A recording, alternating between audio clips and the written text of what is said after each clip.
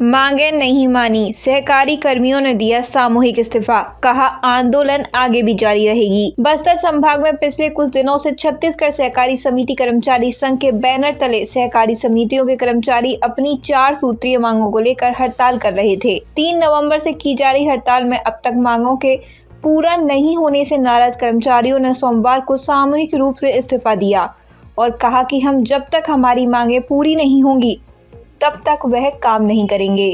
समिति के पदाधिकारी संतोष साहू ने कहा कि हम अपनी 4 सूत्र मांगों को पूरा करने के लिए शांतिपूर्ण तरीके से हड़ताल कर रहे थे।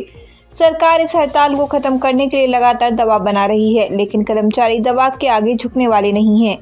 वहीं बस्तर संभाग सचिव कुमार रेणुका पाल ने बताया कि पिछले कई वर्षों से हम अपनी समस्याओं एवं मांगों के समाधान के लिए निरंतर प्रयास कर रहे हैं, लेकिन इसके उपरांत भी शासन द्वारा किसी भी प्रकार की ठोस एवं प्रभावी कार्रवाई नहीं की गई। वर्तमान परिस्थितियों में कार्य करना हमारे लिए अत्यंत कठिन एवं असहनीय हो गया है। संभागीय उपाध्यक्ष योगेश शर्मा ने कहा, कर्मचारियों का कहना है कि वे मानसिक रूप से तनावग्रस्त हैं।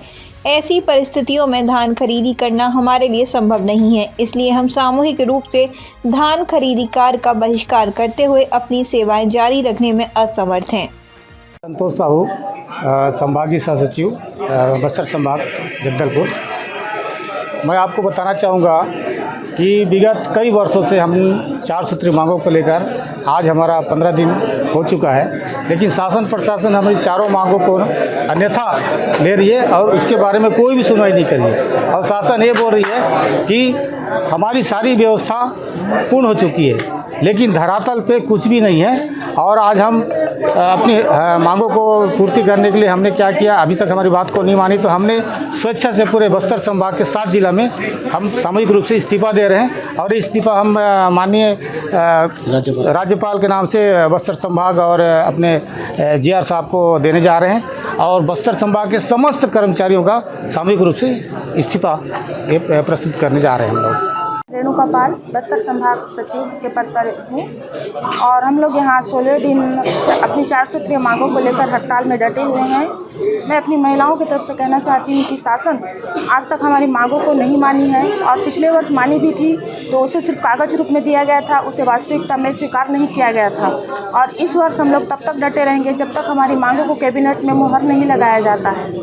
पर अभी सुनने में आ रहा है कि गिरफ्तारियाँ हो रही हैं, अगर आप आंदोलन करें तो आपके ऊपर में गिरफ्तारी का एक डर जो शासन आपको दिखा रही है, इसका जवाब आप किस तरह से? हम लोगों को बिल्कुल भी डर नहीं है, क्योंकि हम लोग तैयार हैं। क्या करेंगे, ज़्यादा से ज़्यादा जेल में रखेंगे ना, यहाँ भी तो हम लोग जेल के समान ही हैं। योगेश शर्मा है, मैं संभागीय उपाध्यक्ष के पद पर हूँ, जिला बीजापुर से हूँ मैं। तो जब शासन वैकल्पिक व्यवस्था अगर कर चुकी है तो क्यों हमारे ऊपर दबाव डाल के एस्मा का ध्वज दिखा के हमारे कर्मचारियों के ऊपर कार्रवाई कर रही है, फायर कर रही है और मानसिक प्रताड़ना, एक्सेस धान खरीदी करके मानसिक प्रताड़ना का शिकार वैसे भी कर्मचारी होते हैं और ये नहीं कर रहे हैं। उसके पश्चात भी जब शासन की वैकल्पिक व्यवस्था हो चुकी है तो हमारे साथियों के ऊपर क्यों FIR शासन कर रही है, क्यों दबाव डाल रही है? तो ये बिल्कुल अनुचित है, ये नहीं होना चाहिए। शासन एकदम दमनकारी नीति अपना रही है जो बिल्कुल गलत है, क्योंकि हम यहाँ शांतिपूर्वक ढंग से ही आंदोलन कर रहे हैं और जो हमारी जो 4 सूत्री मांगे हैं बिल्कुल जायज़ है। शासन को पहल करना चाहिए और शासन पहल क्यों नहीं कर रही है? अगर नहीं कर रही है तो उनके पास वैकल्पिक व्यवस्था का शासन के पास है तो हमारे ऊपर कार्रवाई फिर क्यों कर रही है? अगर वक्त रहे तो शासन इस चीज़ को संज्ञान में नहीं लेती है तो आगे आपकी किस तरह की रणनीति है? आगे हमारा जो संघ है बिल्कुल इस बार तो हमारी ये जो आंदोलन है कई सालों से चलता है, ऐसा नहीं कि इसी वर्ष ने हम लोग शासन से, पिछले वर्ष भी हमने हड़ताल किया था। पिछले वर्ष तो शासन द्वारा लिखित में हमें दिया गया था कि सुकत का प्रावधान किया जाएगा, परंतु लिखित में देने के बाद भी शासन वहाँ पे झूठी साबित हो चुकी है, जो बिल्कुल हमको सुकत देने को तैयार नहीं है। जब पिछले बार दे चुके थे, लिखित में दे चुके थे, इस बार हमसे बात करने तक को तैयार नहीं है शासन। ये बिल्कुल गलत है, अनुचित है।